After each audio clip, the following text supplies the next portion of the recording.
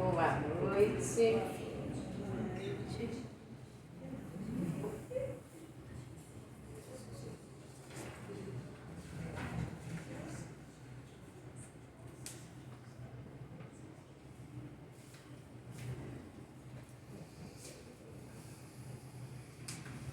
Então, hoje nós começamos com o tema Nova Era, né? Vou pedir ao Roberto que venha para cá, já se coloca aqui em condição, receber, né? Essas energias boas para a gente iniciar.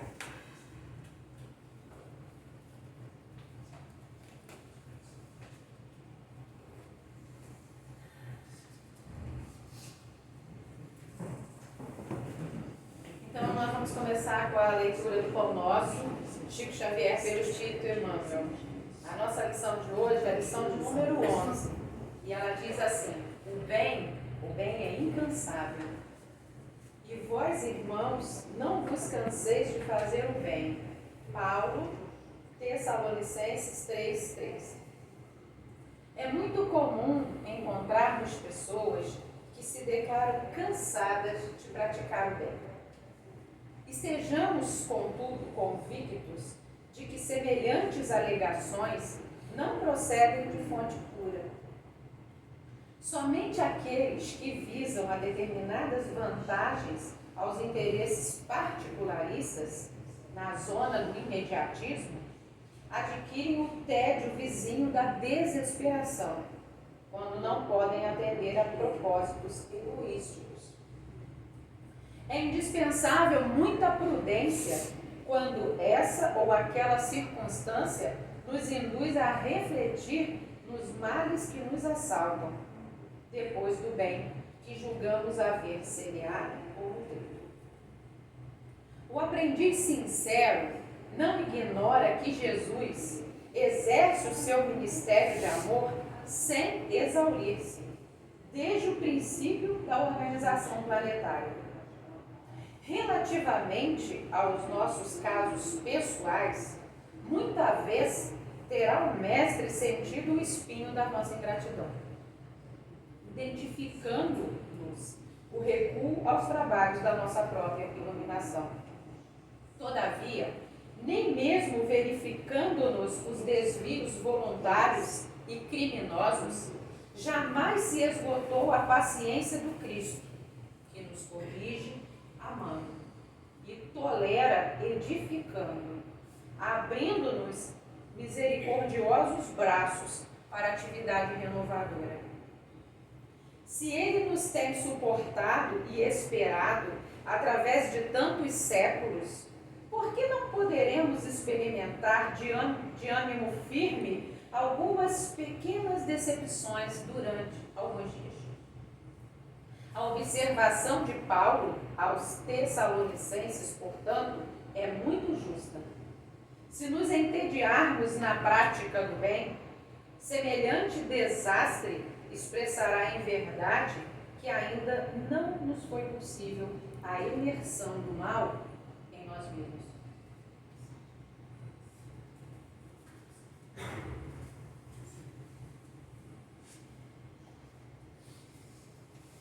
Então vamos lá, vamos elevar o nosso pensamento a Deus, vamos fazer a nossa prece de abertura dizendo assim: Jesus, nosso mestre e nosso amigo, mais uma vez estamos reunidos aqui em teu santo nome, buscando o teu amor, a tua paz, o teu entendimento.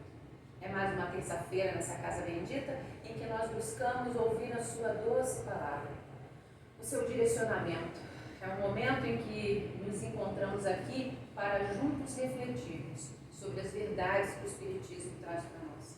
Tirar esse véu que estava sobre os nossos olhos, impedindo que olhássemos para esta vida, para esta encarnação, sabendo que ela é uma bênção e que podemos sim transformar a nossa história a partir da decisão que tomamos todos os dias em nossas vidas. Que possamos entender que buscar esse caminho da caridade, da fraternidade, o caminho do perdão, o caminho do entendimento é uma decisão que tomamos todos os dias. Nós escutamos aqui a palavra de todos os amigos amorosos que se dispõem a sair de suas casas e vir aqui ter conosco. Estudam durante a semana, se preparam.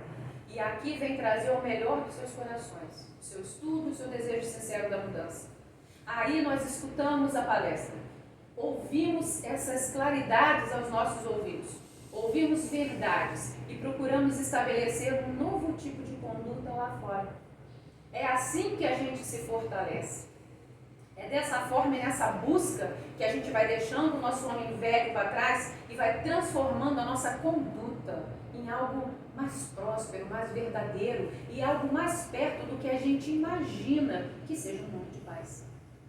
Então, que nessa noite de hoje, ao ouvir o nosso irmão falar sobre a nova era, que possamos entender que a nova era existe com as consciências.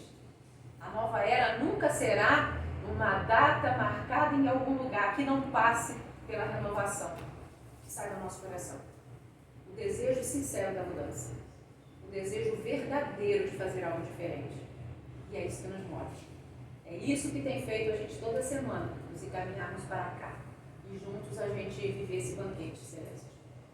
Então, nós agradecemos a presença da espiritualidade superior que preparou esse ambiente para nós. A cada lugar que estamos sentados, a água fluidificada que iremos beber, os pensamentos que passarão pela nossa cabeça. Tudo foi preparado com muito amor e carinho para que possamos usufruir, valorizar e honrar essa presença.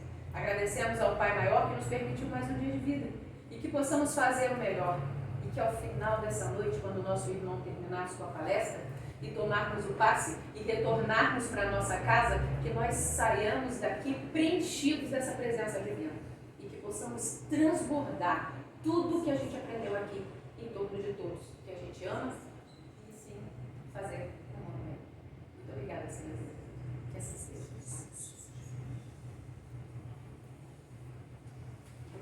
Então, a palavra está com você, a nova era, né? Isso. Qual é o centro? Centro Espírita Francisco Cândido Xavier de Itatiaia. Muito bem, seja muito bem-vindo. Obrigado. Boa tarde. Você pode apagar essa? Claro. Só pode enxergar melhor. Melhor, né? Melhorou, né? Uhum. Gente, boa noite. Boa noite. Que a paz de Jesus esteja conosco mais uma vez. Eu estava aqui agora pensando, né, sobre o tema. Aí quer começar. Aí me veio a frase na cabeça: a nova era, ela começa dentro de nós primeiro. Então a gente está esperando o mundo se melhorar, o mundo. Na próxima, ontem eu fiz lá em Itatiaia essa palestra, e aí a gente estava, não, daqui a não sei quantos anos, quando a gente reencarnar, eu já gostaria que tivesse uma regeneração. Mas se eu não estiver regenerado, eu não consigo reencarnar nesse mundo. Então a nova era começa dentro de nós primeiro. São chegados os tempos em que se hão de desenvolver as ideias para que se realize os progressos que estão nos desígnios de Deus. No Espírito Israelita, Mulhus, 1961, está lá no Evangelho segundo o Espiritismo, capítulo 1. Então significa que Deus que é coordenador de todo o universo, que a gente tem uma dificuldade imensa de compreender Deus, né? Algo tão imenso que quando a gente observa o universo, que para a gente é muito difícil entender ainda o que é Deus. Mas Ele está coordenando todos os corpos celestes do universo e coordena toda a evolução. E Ele tem o seu representante maior na Terra, que é Jesus, que faz esse trabalho de, vamos dizer assim, o diretor da escola. Quais são esses tempos que eles estão falando que vem? É o tempo que a gente chama Transição Planetária. Quem puder ler esse livro do Divaldo, tem um e tem um 2, que é o Amanhecer da Nova Era, é muito bom, qualquer um, todos os dois. O Amanhecer a transição é a sequência do Amanhecer. São excelentes e nos dá uma certa visão. Mas a gente começa também a olhar Emmanuel no Caminho da Luz, ele também está dizendo mais ou menos o que vai acontecer com o planeta. Ele vai delineando a história do planeta. Quando a gente vai em Apocalipse, lá na Bíblia, vai estar a nossa história até mais ou menos agora, como que ela vem acontecendo. Outras religiões entendem que o Apocalipse vai acontecer de um dia para o outro. Não, ele já vem acontecendo há muitos e muitos e muitos anos. Este fenômeno envolve profundas transformações físicas, morais e espirituais, descrito como uma fase de preparação para o novo ciclo evolutivo. Então, um troço meio convulsivo, ideias antagônicas vão aparecendo, sociedades. A gente vai trabalhar tudo isso aqui hoje durante a palestra. É a separação do joio e do trigo. Então lá em Mateus a gente vai encontrar: ao colher o joio, não arranqueis também o trigo com ele. Deixai crescer ambos juntos até a ceifa, e por ocasião da ceifa direi aos ceifeiros: colhei primeiro o joio e atai-o em molhos para queimar, mas o trigo ajuntai-o no meu celeiro. A ceifa é o momento atual. O que acontece? Deixar o joio junto com o trigo, ou seja, por diversas encarnações estão misturados bons e maus espíritos na Terra. Mas chega um momento em que não dá mais. O que acontece com o aluno que fica repetindo vários anos na mesma escola? Uma hora a Secretaria de Educação pega e tira daquela escola e põe numa outra, geralmente uma mais rígida se ele for um aluno arteiro. E é assim que acontece. Então, a pessoa repete de ano que vem, repete a mesma lição.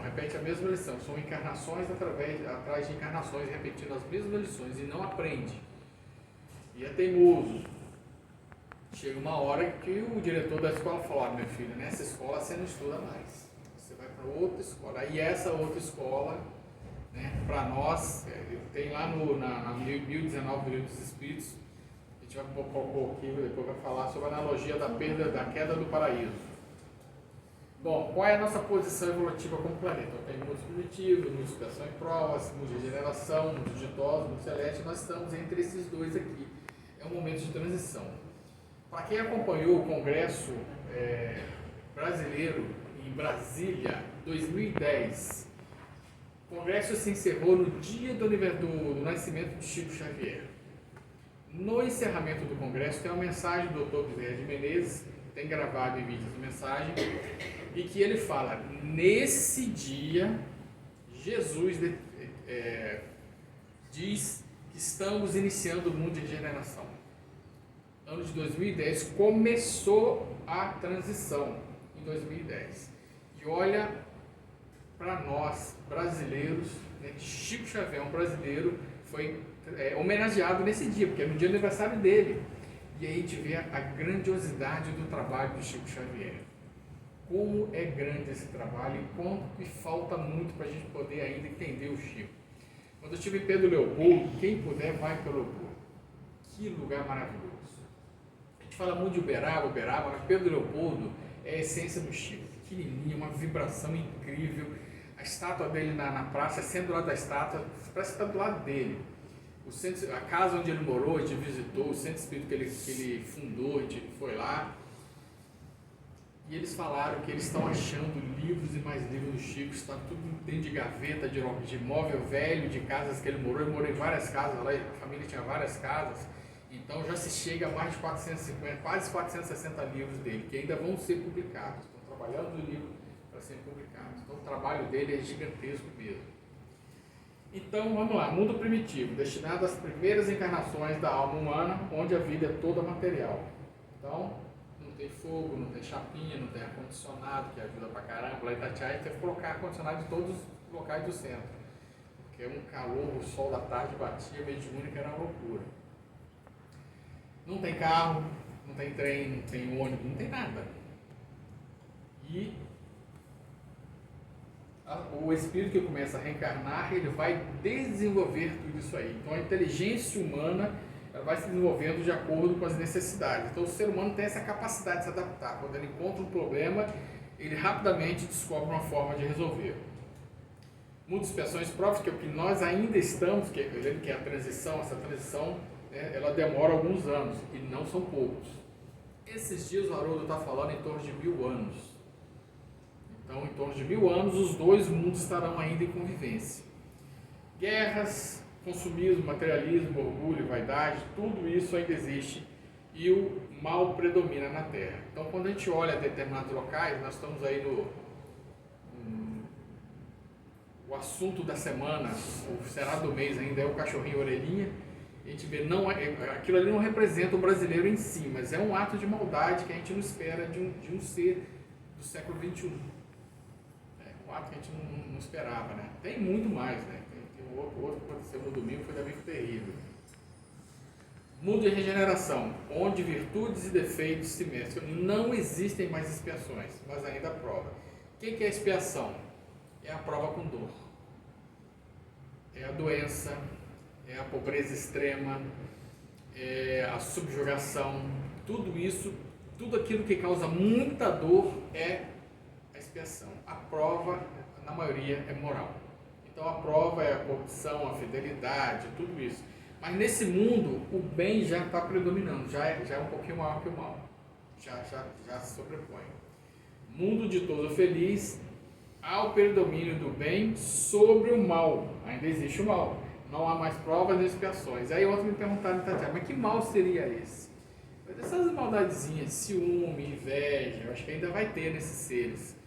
Mas a gente não consegue entender um mundo feliz, um mundo ditoso com as maldades que nós temos hoje aqui na Terra, de povos que se escravizam até hoje, um escravizando o outro. Guerras, simplesmente para poder vender armamento, né? Crise. Já viu que quando dois países que estão em guerra começam a conversar um com o outro para acabar com a guerra, surge uma nova guerra em outro ponto. A indústria vai se movimentando. Ela vende para os dois lados, então enquanto tiver dois brigando, ela está ganhando dinheiro. Então esse tipo de coisa já não vai existir no mundo de todos, em hipótese alguma. Então para isso a gente vê a dificuldade ou o tempo que nós vamos levar ainda para trazer esses mundos para nós. Mundo celeste e divino, sabedoria por amor total. Eu nem tinha figurinha para colocar, que a gente tem ideia de como que é um mundo feliz. O historiador Oceano Vieira de Mello, ele fala que Irmão X, que para a gente é um escritor, um repórter do além, que o espírito é extremamente evoluído. A camada evolutiva que ele mora na Terra, por exemplo, não tem mais construções de casas. É uma evolução espiritual que já não necessita mais de casa. Eles moram, parece que são árvores ou uma coisa assim, ou campos. Então ele descreveu para a gente essa morada e é uma coisa impressionante. E aí imagina um mundo celeste ou divino, onde todos são espíritos superiores, puros. Essa é uma coisa maravilhosa. Nestes tempos, porém, não se trata de uma mudança parcial, de uma renovação limitada a certa região, a um povo, uma raça, trata de um movimento universal operar no sentido do progresso moral. Então, o mundo inteiro vai evoluir, o mundo inteiro vai aderir a essas ideias. Vamos lembrar que Divaldo, um pouquinho antes de desencarnar, falou que no plano espiritual estavam trabalhando com as próximas 3 gerações a reencarnar. Todas viriam com a mediunidade desenvolvida, que a mediunidade é orgânica, é uma glândula, que quando você vai reencarnar, você tem a missão de trabalhar com a mediunidade, a sua glândula é preparada para isso. E que eles estavam modificando a genética humana para que todos os habitantes do planeta tivessem mediunidade, e aí ia facilitar essa compreensão do plano espiritual. E ela atinge não apenas o planeta em si, mas também os espíritos que habitam moral e fisicamente, que eu tinha falado. Você vê que aqui ó, a gente foi evoluindo, né? Até avançar até um pouco mais além disso. Então, o espírito modifica o corpo em que ele está morando. Quando os primeiros espíritos chegaram na Terra, espíritos humanos, trazidos de outros locais ou desenvolvidos aqui, a partir dos animais, a gente sabe aquela evolução que a gente vai mineral, vegetal, animal, depois a parte do comunal. Eles encontraram esse ser que era o mais capaz de receber aquele espírito, e ele foi desenvolvendo redução de pelos, diminuição adequação da cabeça, aumento do cérebro para que ele pudesse ter mais funções. Então tudo isso foi gerado pelo próprio espírito humano, que foi desenvolvendo-se no decorrer dos anos. O processo educativo da Terra começou desde que ela foi criada, desde que começaram os primeiros seres a serem colocados aqui. Mas nós temos 3 grandes personagens nessa história de evolução da Terra. O primeiro seria Moisés, né? Que o povo hebreu foi o instrumento que serviu Deus para se revelar com Moisés e pelos profetas. Então, eu tinha uma dúvida imensa se os 10 mandamentos teriam sido trazidos por Jesus ou pelo guia espiritual do povo hebreu ou por Deus. Eu tinha essa dúvida. E aqui eles respondem isso, que lá no Evangelho Espiritismo está falando, né? Eu tinha lido, mas não tinha percebido. Então foi Deus que trouxe os 10 mandamentos. Então, foi Deus que falou diretamente com Moisés através, né? Moisés, quando você vê na Bíblia, está lá uma árvore, né, pegando fogo. Só que na verdade é a luz, né? É o ponto de luz que estava ali conversando com ele e ele entendeu como se fosse fogo. Então essas alegorias vão acabar aparecendo. Então Deus fez presente através dos profetas. Os mandamentos de Deus, dados por intermédio de Moisés, contêm o germe da mais ampla moral cristã. Então os 10 mandamentos, gente, são uma maravilha. Podem servir como código moral, como código de lei para qualquer nação do mundo. Então tem muita coisa ali que hoje nós seguimos nas nossas legislações. E ele revelou um Deus único, soberano, Senhor, orientador de tudo que existe, promulgou a lei do Sinai com os 10 mandamentos e lançou as bases da verdadeira fé. Então é o povo que veio trazer a ideia de um Deus único. O primeiro povo que fez isso. Porque todos os povos da região cultuavam diversos deuses. Hoje, se a gente for observar em termos de religião, a maior parte dos habitantes da Terra cultuam um único Deus. Uma pequena parte cultua vários deuses, em particular a Índia, com quase 2 bilhões de habitantes, que eu acho que são 30 mil deuses que existem. E aí a gente vê a dificuldade de Jesus. Como é que ele vai colocar missionários lá dentro da Índia para convencer aquele povo a adorar apenas um Deus, se eles adoram 30 mil? Olha a dificuldade. E isso já faz 6, 8, 10 mil anos que esse povo existe fazendo a mesma coisa. É uma cultura muito forte mesmo. Como é que você vai pegar os quase 1 bilhão de islâmicos e dizer: esse seu Deus não é raivoso, esse seu Deus não pode, não é ele que está falando isso para vocês, porque o Deus é bom, o Deus é Pai. Como é que você faz isso? Uma cultura muito fechada como é a deles, muito forte. Então esse é o grande trabalho. E adivinha quem que vai fazer isso? Nós. Reencarnando no Brasil, aprendendo o Evangelho e reencarnando na Europa, no Oriente Médio, na Índia. Os espíritas que vão fazer esse trabalho. Somos nós que vamos reencarnar mais adiante lá e ter que fazer esse trabalho. Com Jesus houve a vinda da sublime moral evangélica cristã, cujo objetivo é renovar o pensamento humano, aproximar os homens e se tornar os irmãos, desenvolvimento da caridade e do amor ao próximo, estabelecer entre todos uma solidariedade comum, ou seja, um trabalho cada vez maior que Jesus veio fazer. Então Jesus é o governador do planeta e ele vem reencarnar aqui para fazer todo esse trabalho. Joana de Ângeles que fala, está aqui o amor, a caridade e o amor, antes de Jesus não existia nenhuma instituição de caridade no planeta, em nenhum dos povos. E nós temos em torno de 200 mil anos de sociedade, desde que a gente considerar das cavernas, começou a sair das cavernas, o próprio convívio na caverna já era uma sociedade. E não tinha uma instituição de caridade.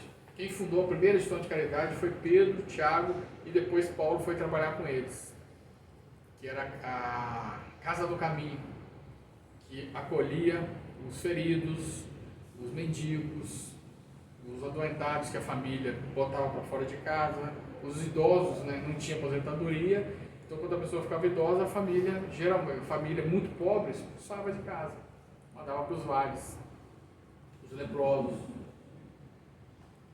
Foi a primeira instituição de caridade do mundo. Então, para ver o trabalho de Jesus, como que foi grande nesse momento, ele conseguir fazer isso já no início.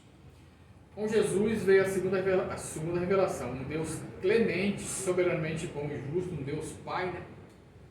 E revelou a verdadeira pátria que é o reino celestial. Meu reino não é deste mundo. Então ele mostrou que existe um plano espiritual.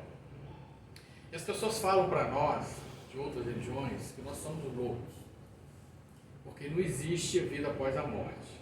É só olhar na Bíblia. Na Bíblia que eles mesmos leem. Jesus foi olhar no Monte Tabor. O Pedro e Tiago que foi com ele, o João, acho que foi Pedro e João que foi com ele, adormeceram enquanto Jesus fazia as orações. Quando eles acordaram, eles viram ao lado de Jesus Moisés e Elias. Ué, não são espíritos? Moisés e Elias eram desencarnados. São espíritos, está lá na Bíblia. E tem muitos outros locais. Eu acho que tem Atos dos Apóstolos, Atos não, antes. Salmos. Quando a gente lê alguns salmos, tem vida após a morte nos salmos. Em Jó tem vida após a morte. Está lá na Bíblia. Só que eles leem, ou não querem entender, né, ou deixa passar. Mas tem o plano espiritual em todos os locais. Ensinou a necessidade do perdão e da caridade para que sejamos perdoados e retribuir o mal com o bem. Com Moisés, os homens aprenderam a temer a Deus, enquanto, através de Cristo, foram levados a amar a Deus. Então, Cristo vem, tira aquela ideia do Deus raivoso, do Deus que pune, que muitas religiões levam isso até hoje. Ah, foi castigo divino. Eu vi isso, né, lá, porque uma determinada senhora deixou de ir à igreja e o filho dela foi atropelado e morreu, aí falaram, foi castigo divino. Gente do céu, Deus tem raiva? Deus não tem raiva. Deus é amor, é o amor que une todas as moléculas do universo. É a atração através do amor que faz todo o universo funcionar. Então Deus não é raivoso, Deus é bondoso. A Deus se zanga? Não, porque Ele é Deus. Jesus fica com raiva da gente em hipótese alguma, porque no espírito superior ele não tem mais o sentimento de raiva. O sentimento de raiva é nosso, dos espíritos inferiores, de ciúme, de vaidade, isso é nosso. De acordo com que a gente vai evoluindo, nós vamos perdendo isso e ganhando outras, ganhando qualidades, virtudes. E o Espiritismo, que é a terceira revelação, o Consolador prometido por Jesus, acrescentando a ideia da vida futura, a existência do mundo invisível, e definiu os laços que unem a alma ao corpo. Então, a vida futura, a existência do mundo invisível, e ele vai ampliar o entendimento de Jesus, de meu reino não é deste mundo, definiu os laços que unem a alma ao corpo, aí veio o perispírito, toda aquela explicando, desvendou os mistérios do nascimento e da morte, demonstra a lei do progresso manifestada através da reencarnação e dos espíritos até atingir a perfeição. Então a doutrina espírita ela vem abrir um leque maior. Assim como foram as obras do Chico, né? Quando a gente tinha ali o Pentateuco kardeciano primeiro, era muito difícil você imaginar o plano espiritual. O que a espiritualidade fez? Trouxe o Chico. Aí vem André Luiz, Nosso Lar, já abriu, né? Mas lá em Condessa Paula, o Céu e o Inferno, Condessa Paula fala das cidades espirituais. Só que é um pouquinho só, não deu para Kardec desenvolver muito aquilo ali. Então, ele abriu uma frente de trabalho que ele não tinha condições. Você vê que a quantidade de livros nossos hoje que falam sobre as cidades espirituais é imensa. Missão do Espiritismo. Se o Espiritismo, conforme foi anunciado, tem que determinar a aproximação da humanidade, claro é que esse efeito ele só poderá produzir melhorando as massas, se verificará gradualmente, pouco a pouco, em consequência do aperfeiçoamento dos indivíduos. Então, está no livro dos médios. Então, é devagar. A natureza não dá saltos. A gente já ouve isso a vida inteira. E realmente, se a gente pudesse calcular a quantidade de encarnações que nós temos na Terra, é uma coisa absurda. E olha onde nós estamos, no mundo de expressão e provas. Fora o que nós já tivemos, alguns vieram de outros planetas, né? Fora o que vemos de outros planetas. Estamos aqui ainda, ó. E a evolução, a evolução de Emmanuel já foi bem diferente, né? Quando Emmanuel tomou o primeiro choque ali, que ele negou Jesus perante Pilatos, ele desencarna depois, ele fica na cabeça dele, ele já vem numa outra trajetória o choque do erro que ele cometeu foi muito grande. Judas, né? Um erro muito grande também, que acabou cometendo. Mas cada um vai na sua velocidade, então é bem devagar e gradualmente. Moisés abriu o caminho, Jesus continuou a obra e o Espírito a concluirá. No futuro, as religiões adotarão os nossos princípios. Não significa que a pessoa vai ser espírita, mundo inteiro espírita, não.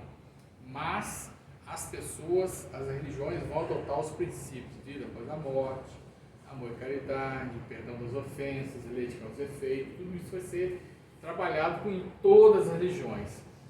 Sérgio Thyssen fez uma palestra para ir lá em Resende há muitos e muitos anos atrás. E ele falava de um livro, não consigo mais lembrar, no meu primeiro ano de doutrina espírita, eu não lembrei o nome do livro de jeito nenhum. E que esse livro prevê o futuro, fala assim, como será o futuro da humanidade, um livro de psicografia. E ele fala de uma espiritocracia na ONU, Organização das Nações Unidas. Diz que na ONU, no futuro da humanidade, haverão médiums como embaixadores dos países. E as decisões serão tomadas pelos dirigentes do país. Por exemplo, Ismael terá um médium lá na ONU. E as grandes decisões, ele vai orientar o médium a tomar a decisão, o embaixador médium, né, vamos dizer assim, a tomar aquela decisão. Só que isso é 1.000, 2, 3, talvez 4 mil anos, daqui a uns 4 mil anos. Mas é o que vai ser. Ou seja, o plano de desenvolvimento está todinho preparado. E eles vão trabalhando aos poucos. Tem hora que a gente atrasa um pouquinho, que a humanidade não é fácil, né? Tem hora que a gente toma algumas decisões, e aí atrasa o progresso, mas ele virá de qualquer jeito. André Luiz, o Espiritismo tem como missão fundamental entre os homens a reforma interior de cada um. Então, todo esse arcabouço de doutrina espírita, ele é para nós, para a nossa reforma interior. A gente ouve sempre aquela frase, o fulano entrou na doutrina, mas a doutrina não entrou nele. E ela precisa. Nós não podemos ser mais do que éramos antes. Em foto e a maioria absoluta de nós se modificou sim.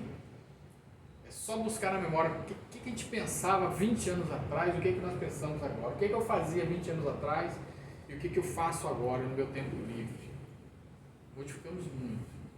E essas modificações são eternas, nós não perdemos nada. Vamos para o plano espiritual, continuamos com essas virtudes que nós ganhamos. Vamos reencarnar com essas virtudes. Ou seja, a nossa próxima encarnação será já um pouquinho melhor. A nova era. Aproxima-se o tempo em que se cumpriram as coisas anunciadas para a transformação da humanidade. Está lá o Espírito da Verdade na Revista Espírita. Como está chegando essa era nova era? Renovando a geração atual, desencarnações acontecem a toda hora, essas gerações vão sendo renovadas, exilando os recalcitrantes do mal. Eu tenho um amigo, estive com ele em Forte Coimbra, fronteira com Bolívia e Paraguai, um local totalmente isolado. Eu tinha uma dívida reencarnatória no local e fui lá para pagar essa dívida reencarnatória. Da guerra espanhola ainda, da colônia portuguesa para a colônia espanhola. E ele também tinha as dívidas dele. E aí ele fala para a gente, ele era um capitão de Erwazone, uma figura fenomenal. A esposa dele era médium, mas uma médium desequilibrada, que não estudava, que não trabalhava na mediúnica, mas ela era médium, porque a mediunidade depende da religião, né? Já era espírita, mas não trabalhava mediúnica, então ela incorporava de vez em quando dentro de casa. E um dia ela incorporou o pai dele, o pai de Erwazone. O pai dele incorporou nela, apontou o dedo para ele e disse: olha, o teu nome está na lista de exílio. Eu lutei muito com os amigos que eu tenho no plano espiritual para que você pudesse reencarnar e ter mais uma chance, porque você já não teria. Então, meu filho, se vira e se mude, senão você vai para o plano espiritual, vai ser exilado. Aí ele falou: rapaz, eu virei um anjo, eu virei um anjinho, tô sereno. E ele realmente era sereno e calmo. Eu tinha conhecido ele quando ele era tenente novinho ainda na escola de sargentos, e ele era super agitado. Quando ele chegou lá, cara, calmo, tranquilo, não brigava com ninguém, acontecia as coisas erradas com ele, coisas de serviço dele, ele não estava nem aí. Ele falou: não posso mais me estressar, senão eu vou ser exilado. Mas é por aí, porque ele estava na lista de exílio e teve que se melhorar, senão ele ia embora. E trazendo espíritos renovados de outros orbes e espíritos novos da Terra. Então, espíritos já evoluídos estão reencarnando. A gente sabe que Emmanuel já reencarnou, Joana de Anjos está reencarnando. Coitada da professora de evangelização dos dois. Eu tenho dó. Porque quando fala assim, lá, mas Emmanuel falava assim, olha, acho que Emmanuel não falava assim não, tá? Joana de Anjos, imagina a psicologia dessa criança com a professora. Bom, vem para melhorar, né? E espírito, todo mundo deve ter ouvido falar dos espíritos que vêm de Pleiades, uma constelação que muito próxima a nós, dá para ver olho nu, que a gente chama de chavinha, né? No céu são as luzinhas lindas, e que esses espíritos estão vindo já muito mais evoluídos que nós. Estão sendo colocados desde 2010 ou 2010 que eles já estão reencarnando aqui, em algumas áreas como direito, política, economia, medicina e educação. São as principais áreas que eles vão atuar para dar um impulso, dar um jump na Terra, assim como foi feito lá em 40 mil anos atrás com os herdados de Capela, que vieram para desenvolver a matemática, a geometria, a geografia, a astronomia. Quando a gente observa hoje o povo egípcio, não tem nada a ver com aquele povo que construiu pirâmide de uma perfeição absoluta. Quando a gente vê os gregos hoje, não tem nada a ver com aqueles gregos que desenvolveram o teatro, a filosofia, romanos. O italiano não tem nada a ver com o romano de 2000 anos atrás, não tem. Porque esses povos vieram de Capela, cumpriram a sua missão aqui, cumpriram o seu resgate da queda do paraíso, né, que era um local lindíssimo lá, e chega aqui na Terra não tinha nada de desenvolver tudo, e a maioria já retornou para o seu planeta de origem. Para que na Terra os homens sejam felizes, é necessário que ela seja povoada apenas por bons espíritos encarnados e encarnados que se dediquem ao bem. Então, a grande missão é trazer as pessoas para praticarem o bem. E isso nós temos condições de fazer aqui na doutrina espírita, na casa espírita. Esse processo serão substituídos por espíritos melhores que farão reinar entre si a justiça, a paz e a fraternidade. Bem lá na frente, né? Mas tudo já teve o seu começo. Os espíritos rebeldes ou maldosos, cuja sintonia ainda continua ligada às regiões do mundo espiritual, não poderão, portanto, reencarnar na Terra. Eles seguem para reencarnações em outros mundos de acordo com a sua vibração, a sua necessidade de aprendizado. E nesse banimento de espírito na Terra transformada, não percebeis a sublime alegoria do paraíso perdido, na vinda do homem para a Terra, em semelhantes condições, trazendo em si o germe de suas paixões, os vestígios da sua inferioridade primitiva? Não descobris, não menos sublime alegoria do pecado original, Adão e Eva, quando eles caem do paraíso, são expulsos do paraíso. O paraíso era a Capela. Quando esses espíritos vêm para a Terra, eles guardam na memória, assim como os que saírem daqui vão guardar na memória as coisas que eles tiveram aqui. Vai chegar nesse planeta primitivo, a gente não sabe onde que é, e nesse planeta vai desenvolver o fogo, vai olhar se uma árvore parecida, vamos dizer assim, um bambu nosso aqui, e falar, se eu cortar isso aqui, sai um cano d'água, né? Vai canalizar a árvore, tudo isso é do pequenininho, vai aprender a fazer o fogo, técnicas de alimentação, técnicas de plantio, porque ele já sabe fazer isso aqui, só que ele vai chegar lá e não terão os meios, vão ter que desenvolver os meios para fazer isso. É a grande missão deles, desenvolver outro planeta e resgatar as faltas que aqui cometeram. Alguns vão cometer falta lá, sem dúvida alguma. Você vai juntar lá político, terrorista, pessoal chefes de drogadição, né? Vai ter problema, mas vão resgatar também lá. Muitos resgataram aqui. O nosso globo, como tudo que existe, está submetido à lei do progresso. Ele progride fisicamente pela transformação dos elementos que compõem e moralmente pela depuração dos espíritos encarnados no povo. E a gente puxar a nossa sociedade há 300 anos atrás, boa parte dos países tinham escravos. Hoje nós não temos. Ainda temos em algumas culturas o escravo do próprio povo, né? Alguns povos ainda escravizam na questão do trabalho. Ainda fazem. Mas já não temos mais. Se a gente for lembrar que 400 ou 500 anos atrás, se uma pessoa tivesse uma dívida, ele era preso e a família ia junto. A família pagava pela dívida. E se ele não tivesse dinheiro para pagar, morria todo mundo. Ou seja, a família pagava. Hoje não, já está separado a dívida, é individual, você não tem mais isso. Isso é proteção, se tem uma única propriedade, ela não é tomada, que é o bem de família, não pode. Ou seja, as nossas leis estão evoluindo, mas vai demorar muito ainda para chegar. A atual sociedade desaparecerá gradualmente e a nova lhe sucederá no mesmo modo, sem que haja mudança alguma na ordem natural das coisas, sem cataclismas, sem revoluções sangrentas. Lembra de 2012, aquele filme, aquele alarde, pessoal com medo de morrer em 2012, mas que tinha de gente com medo de morrer, gente, vocês estão malucos. Nós levamos 4 bilhões e meio de anos para chegar aqui, aí Deus vai chegar e vai dizer, não, deu errado, vai, explode tudo. Não vai, gente. Não vai. Porque é assim que acontece no universo inteiro, os planetas vão evoluindo. E só serão destruídos quando todos os espíritos necessários a evoluir naquele planeta passarem por ele. Que aí é a destruição natural da própria estrela. A estrela se exaure com o tempo, ou ela explode, ou ela encolhe. Todo mundo já não vai ter mais espíritos encarnados morando naquele planeta. Vamos lembrar que os planetas têm a função de ter espírito encarnado e espíritos encarnados também.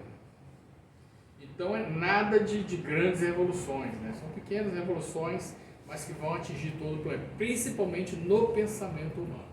É o que vai mudar. Santo Agostinho, lá no Evangelho do Espiritismo, o progresso é a lei da natureza, e essa lei todos os seres da criação animados e inanimados foram submetidos pela bondade de Deus, que quer que tudo se engrandeça e prospere. Então, tudo vai no seu caminho. Quando todos os homens estiverem convencidos que Deus é o mesmo para todos, de que esse Deus soberanamente justo e bom não pode querer nada de injusto, que o mal vem dos homens e não dele, eles se olharão como filhos de um mesmo Pai e estenderão as mãos uns aos outros. Então, ainda nos falta muito isso, porque ainda somos muito a nossa família, o nosso local, a nossa casa espírita. Quanta dificuldade nós temos ainda de implantar trabalhos. O bom lá de Itatiaia é que os trabalhadores, a cidade é pequena, então a gente tem um trabalhador do Chico trabalhando na Casa Ismael, o pessoal da Casa Ismael trabalhando no Chico, sem problema algum. Em outros locais é muito difícil. Tem casas em determinadas cidades que no estatuto proíbe o trabalhador de ir frequentar outra casa. Está no estatuto. Quando o trabalhador faz isso, ele é chamado pela diretoria da casa e ameaçado de expulsão. O colega nosso sofreu isso, ele falou, pode expulsar à vontade. Não tiveram coragem, porque ele era o presidente da casa. Como é que o conselho vai expulsar o presidente? Não tiveram coragem. Mas, gente, é um absurdo. Todas as casas precisam trabalhar juntos. O objetivo é o mesmo. Todas as religiões precisam trabalhar juntos. Tem um trabalho magnífico lá na Academia Militar. O padre com o pastor, eles fizeram um grupo de musical que tem evangélicos e católicos. O grupo toca calma, beleza. Eu perguntei, eu fui num evento lá, e chamaram os espíritos também, a gente falou, teve uma palavra, e eu perguntei para eles como é que é. Não, isso aqui é dos dois grupos, e estão trabalhando junto com a juventude lá. Os dois grupos, católicos, músico católico, músico evangélico. Maravilha o conjunto que eles fizeram. Somente o progresso moral pode assegurar a felicidade dos homens sobre a terra, colocando um freio às más paixões. Somente ele pode fazer com que reine a concórdia, a paz e a fraternidade dos homens. Então esse progresso moral é aquela vozinha interior, quando a gente está no trânsito, e o trânsito está ruim, você quer fazer um miguezinho, e aquela voz interior, você é espírita, você não pode fazer isso. Isso aqui na rodovia agora, estava na lentidão, eu falei até com eles, chegamos em Volta Redonda ali, não andava o trânsito. Eu falei, eu não posso fazer, eu estou indo fazer uma palestra. Como é que eu vou pegar cortar onde eu não posso cortar? Como é que eu vou chegar aqui e os espíritos vão estar? Vocês não iam saber, ninguém ia saber. Mas os espíritos já estão falando, tá lá, ó, falando lá na frente, acabou de fazer besteirinha no trânsito ali. Isso vai em todos os níveis da nossa vida. Quando você vê uma oportunidade, quando você vê um cálculo errado no mercado, e você pensa, a pessoa, a menina do caixa marcou errado, você tem que falar para ela, porque vai sair do salário dela depois. Quando te dão um troco errado, você pega e devolve, não, o troco aqui está errado, toma de volta. Tudo que nós levarmos agora, que não nos pertencer, nós vamos devolver mais na frente. Se devolver na própria vida é uma maravilha, se devolver agora, porque deixar para depois vem com juros. Enquanto o homem for dominado pelo orgulho e pelo egoísmo, ele utilizará sua inteligência e seus conhecimentos em proveito das suas paixões e seus interesses pessoais. Razão porque ele os aplica no aperfeiçoamento dos meios de prejudicar os outros e destruir. Então, orgulho, egoísmo, vaidade, elas têm que ser minoradas. E isso trabalha-se desde pequenininho. É com a criança da evangelização que se faz isso. Começando lá embaixo, tolhendo esse orgulho, essa vaidade. Hoje eu vi um exemplo de um pai que foi até interessante, estava no Instagram. O filho aprontou na escola e o filho vivia aprontando para poder ficar suspenso. Aí ele percebeu que o garoto fazia isso de propósito. Porque 3 dias de suspensão, 3 dias fazendo horta, limpando jardim, lavando varanda. Acabou a história de ficar. Ele ensinou. Quais sinais de mudança podemos observar? A crescente satisfação com as justiças sociais, o aumento da busca por espiritualidade, do estilo da vida, a necessidade de reformulação das instituições humanas, são apenas alguns exemplos das transformações em curso. Falei lá do cachorrinho, está a campanha no Brasil inteiro, né? Ninguém tem raiva dos meninos que fez lá, mas que eles precisam de responsabilidade, precisa. É a primeira base para a mudança deles. Se eles não sofrerem a punição agora, a responsabilização do ato, mas na frente eles vão fazer de novo, provavelmente, se não aprenderam. Talvez pelo menos um, possa fazer. O progresso intelectual realizado até o presente, nas mais largas proporções, constitui um grande passo e marca uma primeira fase no avanço geral da humanidade, impotente, porém, ele para regenerar. Então, só o progresso intelectual não é capaz de regenerar. Ele vai nos dar coisas materiais, ferramentas. Hoje, as ferramentas. Inteligência artificial. Tem site de inteligência artificial, você faz uma palestra espírita em 3 minutos. Por exemplo, faltou palestrante. Você pega o assunto, coloca nele, em 10 segundos ele faz. Depois que você colocou, deu prompt ali, deu enter, 10 segundos ele te dá uma palestra nos slides. Mas, se quem fez isso não conhecer a doutrina espírita, porque a IA, ela não é totalmente inteligente, ela faz o consenso geral, ela pega o que está se falando, e de onde ela tirou isso? Se tiver erros doutrinários, vai aparecer. Quando eu faço alguma pesquisa IA relacionada ao espiritismo, tem que analisar bastante. Mas já tem, só que não é capaz de mudar a humanidade. Somente o progresso moral pode assegurar aos homens a felicidade na Terra. Refreando as paixões más, somente esse progresso pode fazer que entre os homens reine a concórdia, a paz e a fraternidade. Mas uma mudança tão radical como a que se está elaborando não pode realizar-se sem comoções. Há inevitavelmente a luta de ideias. Então vai ter essa luta de ideias. Vamos ter pessoas contrárias às modificações. E vão lutar muito por isso. Os cataclismos gerais são consequências do estado de formação da Terra. Hoje, não são mais as entranhas do planeta que agitam, mas são as da humanidade. É o ser humano que está sendo chamado à modificação. Está sendo colocado à prova em diversos conceitos morais. Resta-lhes ainda o imenso progresso a realizar, o de fazerem que reine entre si a caridade, a fraternidade, a solidariedade que lhes assegure o bem-estar moral. Tudo está lá no capítulo 1, tá? do Projeto Subjetivo. E não estamos a sós, como eu tinha falado antes.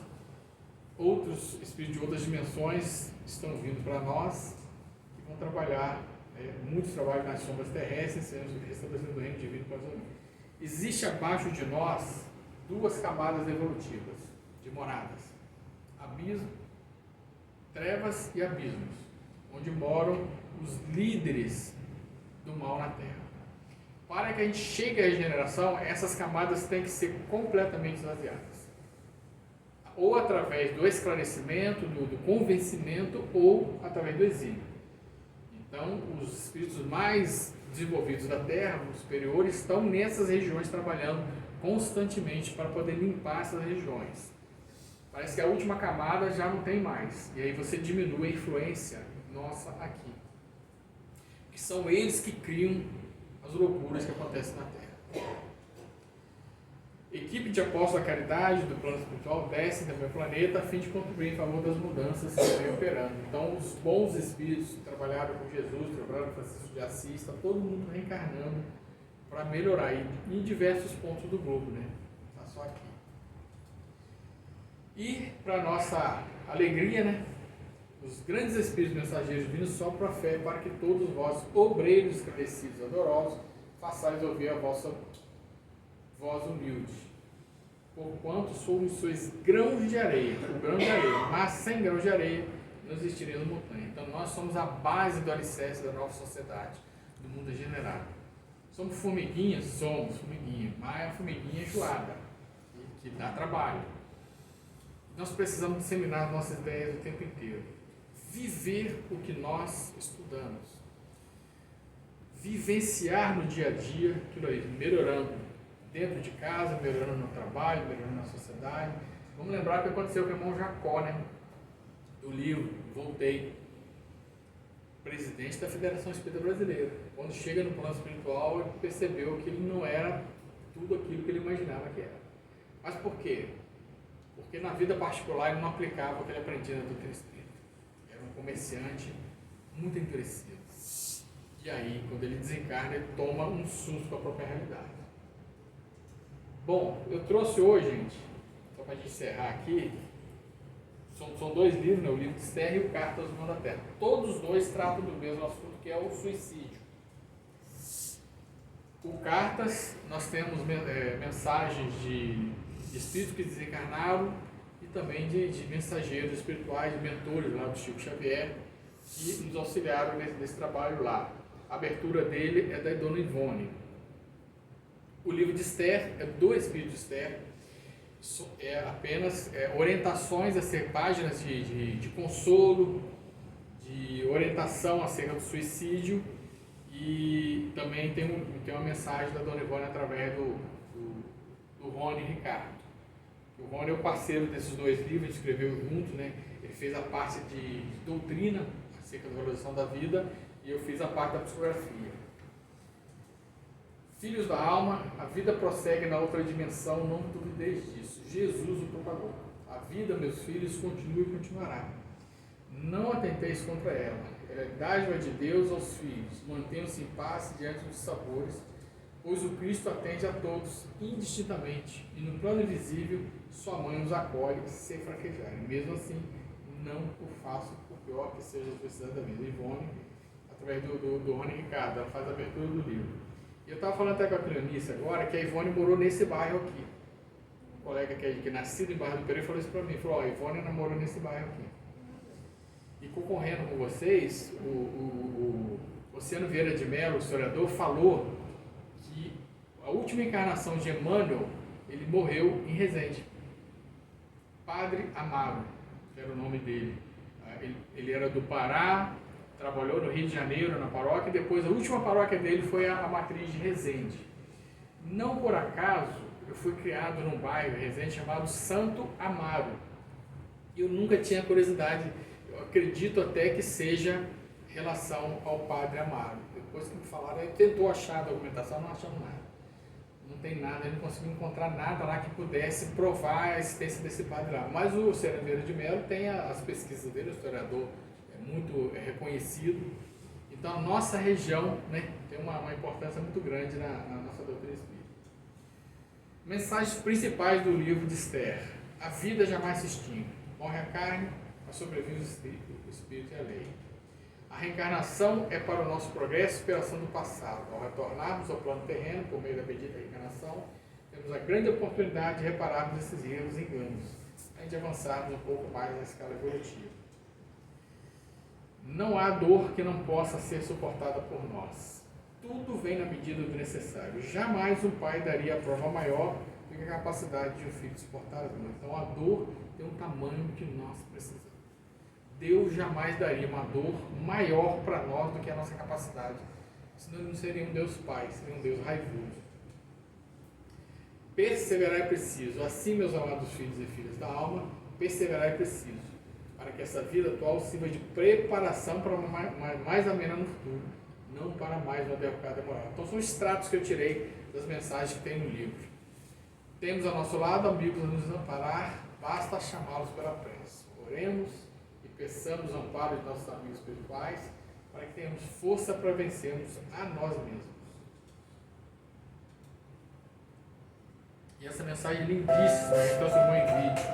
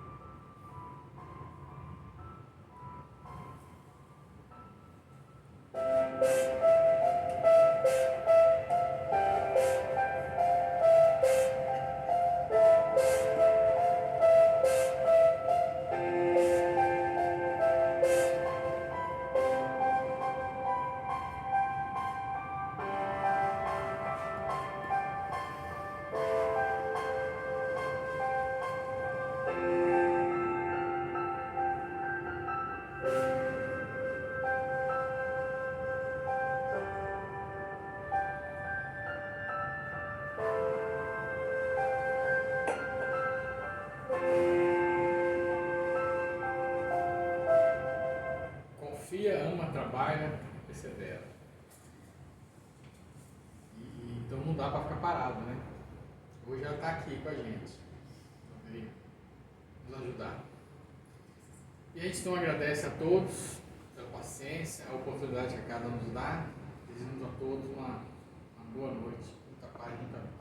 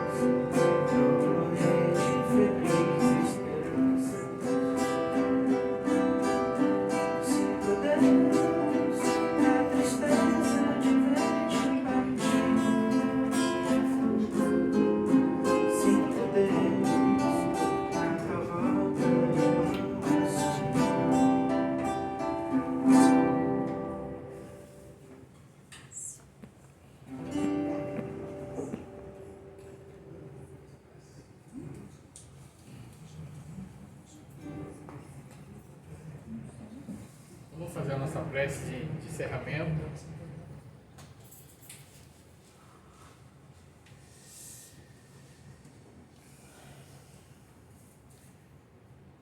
Querido e amado Mestre Jesus, tu que és o nosso guia, o nosso modelo, aquele ser que nosso Deus, Pai de amor e caridade, resolveu enviar a nos socorrer. Nós, espíritos dividados pelas eras mais eras, perdidos no tempo e no espaço, encontramos a vossa luz. De início, recusamos essa luz, permanecendo nos nossos atavismos, com as nossas imperfeições. Mas quando a dor bateu, quando a saudade da bonança apertou fundo os nossos corações, nos voltamos para a tua luz. Qual o girassol volta-se ao sol todas as manhãs, procurando se alimentar de sua luz. Nós também estamos nos alimentando do vosso amor, da vossa paz. Que possamos compreender os ensinamentos do Mestre, seguir os teus passos com firmeza, continuidade, assertividade, para que um dia possamos te abraçar mais uma vez. Paz a todos.